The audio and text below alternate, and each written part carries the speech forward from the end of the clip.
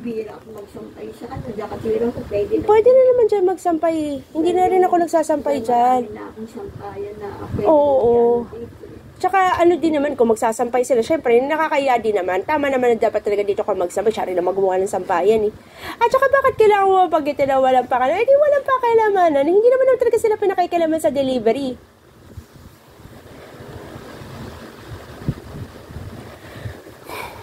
Yung halata na ayaw mo akong awayin, doon na nag-ano sinabi sa'yo, wala nang pakailaman, hindi ka paparampaga. Sabi niya, hindi na nila tatanggapin dahil nga daw sa nangyari na binawi kay Rose yung gano'n. Eh bakit naman binawi? Sana in-inform ni Rose Ann, ako. Ay, hindi ko na nga inanong na gano'n dapat. Kumatak si Rose ang inanong. Kasi ako, kumakatok ako sa kanila pag may delivery. Oh. Eh, hindi naman kasi nila alam na inaabot mo kagad pag delivery siya. Inaabot ko yan. Nagbili si Tita Rudy. Kinuha ba niya sa akin? Yung binili nila sa akin dati? Inabot ko kina Rose at kina Tita Roger. Ano hindi nila alam? May kinuha ba sila sa aking item? Hindi, ibig sabihin. Hindi alam ng dalawa kung kanino, basta kanila na ang delivery nila.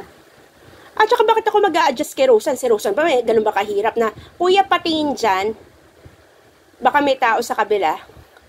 O, yan ang ano sa kanila. At saka wag sila nang assume na may pinatanggal ako ng trabaho na rider, gago sila. Yan ang katarantaduhan ng mga kapatid mo, ma. Alam mo yung story. Nag-delivery na ni rider na yun. Oh, nag-deliver na ulit. Binati pa ako. At saka bumalik siya, ma. Gumawa ako ng letter through Shopee, hindi sa kanya. Sabi ko, anong ginagawa niyo? Tinatanong ko yung item. Kaya sinabi ko na yun, kung sakali may reklamo, hindi pwede pumunta rito ang rider at makikiusap. Kasi confidentiality yun. Kaya ano niya. Ay, sabi ko, hindi na ang malaking usapan niya. Kung ayaw niyang tanggapin, kung may delivery ako. At saka bakit sila masyadong mahilig mag-assume? Gano'n ba ako kahirap kausapin? Sila tong hindi lang yan bago mag-away kami ni Tito. Gawa sila ng gawa na may kaaway akong kapitbahay. Kaaway ko yan. Inaway ko ba yung nanay ni Akiro? Eh kung inaway yun, di pinagsabihan mo ko. Diba kung may issue sila, ikaw ang kakausapin. Alam na lahat na ikaw may-ari ng bahay.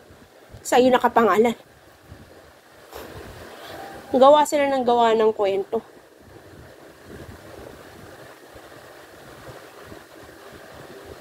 Pag nagulat ka din, sinabi hindi tatanggapin na ang delivery. Oo.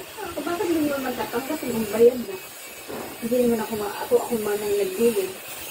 Eh hindi, mahirap mo yung anak mo eh. O di wag na. Yung anak mo, siya ang gumagawa ng kwento, ng usap. Kasi ako tapos na yun eh. Subalit ko na eh. Hindi niya ako gawing kausapin. Hindi na, wala na tayong pag-uusapan. O, anong gusto nila? Itakwil mo ako bilang anak? Bakit sila ba tinatakwil ng lolo't lola? Wala din tayo At saka wag nila ako gawing conflict, ma. Never ko binastos sila. Sila ang bastos.